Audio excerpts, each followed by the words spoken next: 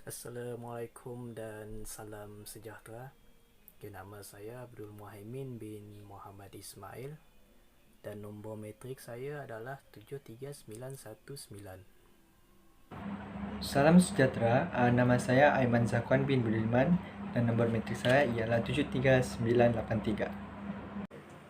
Hai, Assalamualaikum. Nama saya Aizan Azuma binti Jamain. Nombor matrik saya 74003. Salam sejahtera. Nama saya Muhammad Nur Syazwan Hafiz bin Nur Azman. Nombor matrik saya 75907. Tajuk bagi kajian kami adalah kepelbagaian warisan kraftangan masyarakat Melayu. Saya akan membentangkan mengenai pengenalan. Masyarakat Malaysia kaya dengan penghasilan seni ukir dan kraftangan, namun kraftangan lebih banyak dihasilkan oleh masyarakat Malaysia, terutamanya masyarakat Melayu. Hal ini demikian, masyarakat Melayu mempunyai kreativitinya yang tersendiri. Kraftangan merupakan penghasilan peralatan yang berguna yang menggunakan anggota badan kita iaitu tangan. Kraftangan boleh dihasilkan secara perseorangan atau kecil-kecilan. Hasil kraftangan biasanya membawa kepentingan kepada kebudayaan atau keagamaan. Kraftangan mempunyai keunikannya yang tersendiri. Ia perlu dikekalkan supaya generasi akan datang dapat mengetahui mengenai keunikan yang terdapat dalam penghasilan kraftangan. Terdapat beberapa jenis hasil kraftangan iaitu tenunan, anyaman, barang seramik dan lukisan. Menurut Muhammad Afendi Yahya, kegemilangan kraftangan bermula semenjak golongan istana atau sultan mengangkat darjat seniman kraf sebagai seniman istana atau dengan kata lain menjadi pelindung yang menghidupkan kesenian tersebut. Hal ini dibuktikan dengan mengangkat kraftangan sebagai simbol status sebuah pemerintah. Contohnya, seorang raja yang tidak mempunyai istana yang indah dengan penerapan seni ukirnya dianggap sebagai raja yang belum sempurna dan kurang martabatnya. Statusnya juga dianggap lebih rendah dari raja yang mempunyai istana yang berukir.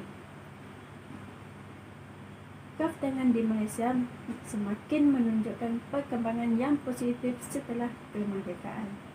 Ia mula mempunyai kesadaran kaum Melayu mula mempunyai kesadaran tentang semangat nasionalisme dan jati diri bangsa Melayu. Penyataan masalah bagi kajian ini ialah mengapakah perusahaan kraftangan di Malaysia masih di tahap lama di mana majoritinya mengusahakan secara kecil-kecilan sahaja. Jika dilihat dari sudut kemudahan yang telah disediakan oleh kerajaan dari segi modal dan kemudahan infrastruktur, ia juga merupakan kraftangan kegemaran yang sebahagian daripada penduduk negara. Sepatutnya industri ini telah lama berkembang maju. Selain itu, senario yang dapat dilihat dalam industri kraftangan adalah seperti produk lain, iaitu pola permintaannya yang sering berubah dari semasa ke semasa. Dalam masa tertentu, permintaan kraftangan meningkat dengan begitu ketara. Seterusnya, untuk mendapatkan bahan mentah juga adalah salah satu masalah yang dihadapi oleh pengusaha kraftangan. Sumber-sumber untuk menghasilkan kraftangan adalah terhad. Jika banyak kayu yang telah digunakan, pengusaha kraftangan akan mengalami masalah untuk membekalkan kayu bagi menghasilkan kraftangan. Oleh itu, ia menjadi cabaran untuk pengusaha menghasilkan produk kraftangan dengan kuantiti yang banyak. Objektif kajian. Kajian ini bertujuan untuk memahami persepsi responden terhadap latar belakang seni kraftangan Melayu di negara kita. Kajian ini juga untuk bertujuan untuk mengenal pasti tahap kefahaman responden terhadap koleksi-koleksi kraft tangan Melayu di negara kita. Objektif ini untuk memastikan kajian yang dijalankan akan berjalan dengan lancar dan menjawab objektif yang ditetapkan. Jadi, terdapat 3 objektif dalam kajian ini. Yang pertama, mengenal pasti pengurusan dan mempromosikan kraft tangan. Untuk memperkembangkan kraft tangan, ia memerlukan teknik promosi yang berkesan dalam memperkenalkan kraft tangan yang dihasilkan. Dengan adanya promosi yang strategik, ia dapat menarik lebih ramai pengunjung dalam dan luar negara. Ini juga dapat meningkatkan permintaan daripada pelanggan jika mereka berminat dengan kraft tangan yang telah dihasilkan. Objektif yang kedua adalah mengkaji penyediaan alatan yang digunakan dalam menghasilkan kraft tangan. Untuk menghasilkan kraft tangan yang berkualiti dan tahan lama, ia perlu menghasilkan sumber daripada barangan yang mencukupi, dan disebabkan itulah pelanggan akan berpuas hati dan tidak mustahil akan menjadi pelanggan tetap dalam industri kraft tangan. Objektif yang ketiga ialah meneliti cabaran yang dihadapi oleh pihak kraft tangan dan cara penyelesaiannya yang telah dilakukan untuk memperbaikinya. Jadi, dalam pengurusan kraft tangan tersebut, ia akan mempunyai cabaran daripada pelbagai aspek dan yang mesti diteruskan bagi mengekalkan kraft tangan yang ada. Oleh itu, penyelidik akan mengkaji apakah cabaran yang telah dihadapi. Malah, bukan saja akan mengkaji cabarannya, tetapi usaha mereka dalam menyelesaikan cabaran yang dihadapi. Dengan usaha yang dijalankan, mereka berjaya menyelesaikannya dan usaha tersebut boleh digunakan pada masa hadapan juga. Di samping itu, kami juga mengadakan soalan kajian. Tujuan kami untuk soalan kajian adalah untuk mendapatkan maklumat yang tepat dan benar. Antara kaedah yang kami gunakan ialah kaedah soal selidik. Kami mendapatkan respon daripada pelajar UNIMAS sendiri melalui media massa iaitu WhatsApp dan lain-lain. Jadi kesimpulannya, kaedah ini membolehkan kami untuk mendapatkan maklumat yang lebih tepat bagi objektif kajian bagi tugasan ini. Okay, thank you. Metodologi kajian. Yang pertama, reka bentuk kajian. Untuk kajian ini, kami menggunakan bentuk pemerhatian. Selain itu, instrumen kajian. Untuk instrumen ini, kami menggunakan kaedah soal selidik. Seterusnya, prosedur pengumpulan data. Untuk prosedur, kami menggunakan sumber primer dan sumber sekunder. Akhir sekali, memproses dan mempersembahkan data. Untuk memproses dan mempersembahkan data, kami akan mempersembahkan dalam bentuk catapai dan catabar. Analisis data untuk soalan pertama berkenaan dengan anda menetap di bandar ataupun di luar bandar. Pada rajah menunjukkan peratusan tertinggi iaitu sebanyak 60% bersama 60 orang merupakan penduduk di luar bandar, manakala sebanyak 40% bersama 40 orang merupakan penduduk di bandar. Hal ini menunjukkan pendapat lebih tertumpu kepada penduduk di luar bandar berbanding penduduk di bandar. Analisis data kedua pula ialah berkenaan dengan hasil kraft tangan Melayu memberi keuntungan yang besar kepada organisasi dan juga negara. Berdasarkan rajah, menunjukkan peratusan tertinggi iaitu sebanyak 54% bersamaan dengan 54 orang memilih setuju, manakala sebanyak 40% bersamaan dengan 40 orang memilih sangat setuju. Hal ini mungkin disebabkan hasil kraft tangan Melayu sudah lama dikenali oleh masyarakat di negara kita. Peratusan sebanyak 6% bersamaan dengan 6 orang memilih tidak setuju. Hal ini mungkin mereka berpendapat hasil kraft tangan Melayu ini tidak memberi keuntungan yang besar kepada organisasi dan juga negara, manakala sebanyak 0% bersamaan dengan 0 orang memilih sangat tidak setuju. Analisis data ketiga pula ialah berkenaan dengan adakah teknik promosi amat berkesan terhadap hasil kraft tangan tempatan. Pada rajah menunjukkan peratusan tertinggi iaitu sebanyak 50% bersamaan dengan 50 orang memilih setuju, manakala sebanyak 41% bersamaan dengan 41 orang memilih sangat setuju. Peratusan yang tinggi pada pilihan setuju berbanding sangat setuju oleh responder menunjukkan promosi memang amat berkesan terhadap hasil kraftangan tempatan. Namun, dalam masa yang sama, perlulah mencari inisiatif lain untuk meningkatkannya. Peratusan selebihnya iaitu sebanyak 8% bersamaan dengan 8 orang memilih tidak setuju, manakala 1% bersamaan dengan 1 orang memilih sangat tidak setuju. Responden yang memilih tidak setuju serta sangat tidak setuju berkemungkinan mereka tidak yakin akan teknik promosi ini mampu memberi kesan yang baik kepada hasil kraftangan tempatan. Analisis data keempat pula ialah berkenaan dengan adakah bahan dan alatan yang digunakan untuk menghasilkan kraftangan berkualiti. Pada rajah peratusan tertinggi menunjukkan sebanyak 59% bersamaan dengan 59 orang memilih setuju, manakala sebanyak 35% bersamaan dengan 35 orang memilih sangat setuju. Hal ini menunjukkan bahawa majoriti responden memang yakin dan berpuas hati bahawa bahan dan alatan yang digunakan untuk menghasilkan kraftangan tersebut berkualiti. Namun dalam masa yang sama, perlu ditambah baik dari semasa ke semasa. Bagi pilihan tidak setuju pula, menunjukkan peratusan sebanyak 5% bersamaan dengan 5 orang, manakala sebanyak 1% bersamaan dengan 1 orang memilih sangat tidak setuju.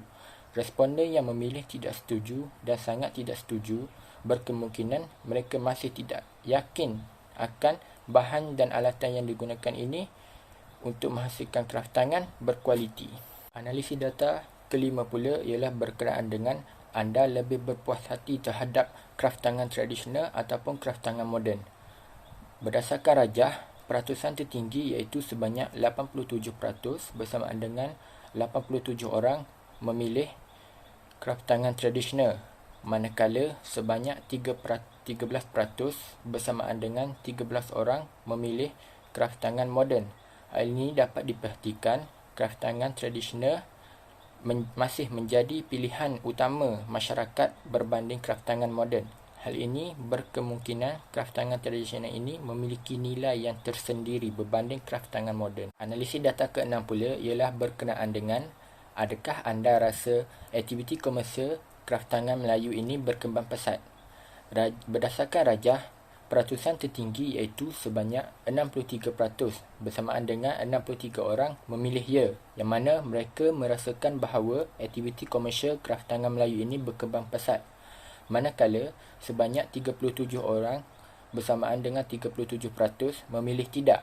Hal ini menampakkan majoriti responden yakin bahawa aktiviti kraftangan Melayu ini berkembang pesat, namun sesetengah masih tidak yakin bahawa aktiviti komersial kraftangan Melayu ini mampu untuk berkembang dengan lebih pesat.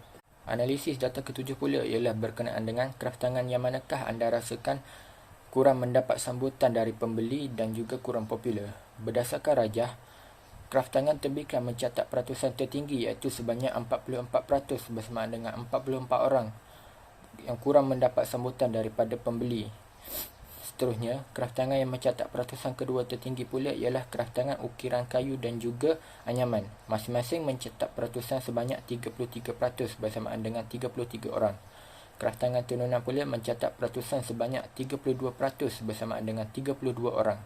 Manakala untuk barangan domestik pula menunjukkan peratusan sebanyak 29% bersamaan dengan 29 orang memilih kraftangan ini.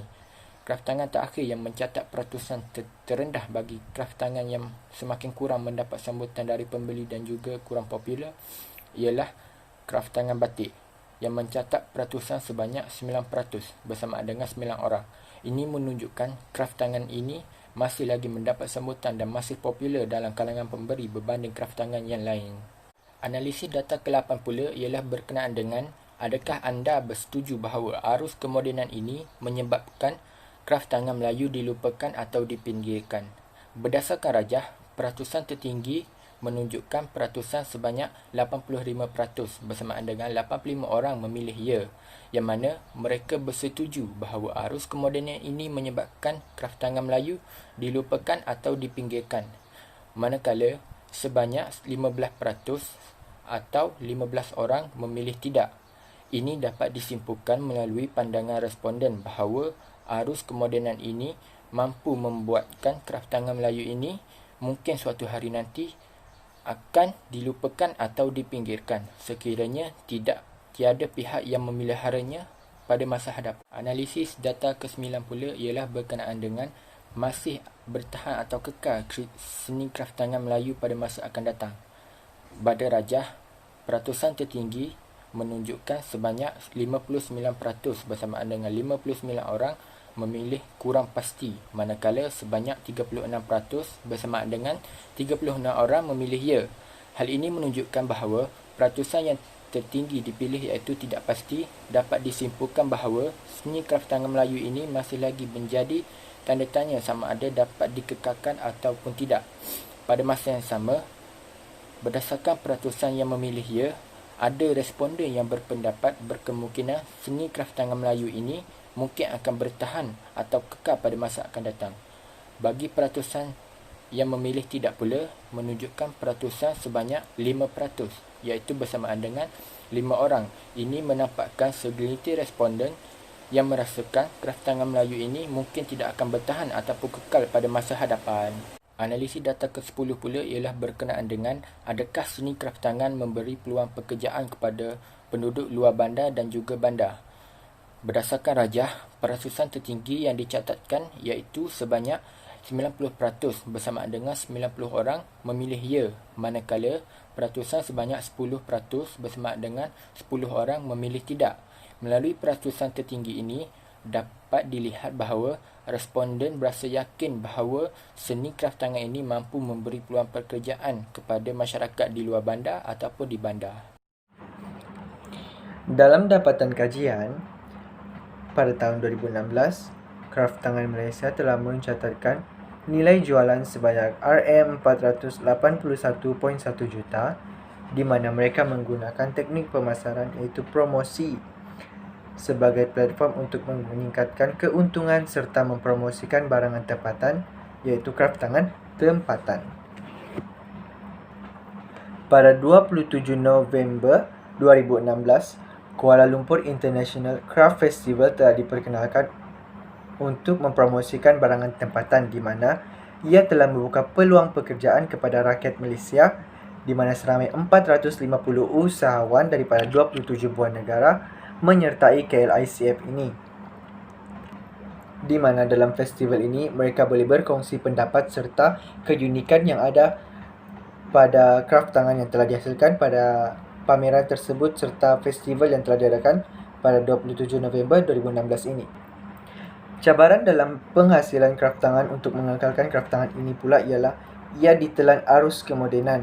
Sepatutnya kita harus mempertahankan kraftangan ini sebagai kita punya tradisi dan mampu meningkatkan pendapatan negara serta untuk meningkatkan taraf hidup masyarakat. Kesimpulannya, organisasi di Malaysia haruslah mempertimbangkan penghasilan kraftangan yang lebih proaktif agar dapat bersaing dengan barangan import, di mana kita harus menurunkan ilmu ini kepada generasi muda serta mempertahankan keunikan dan keaslian kraftangan yang telah dihasilkan.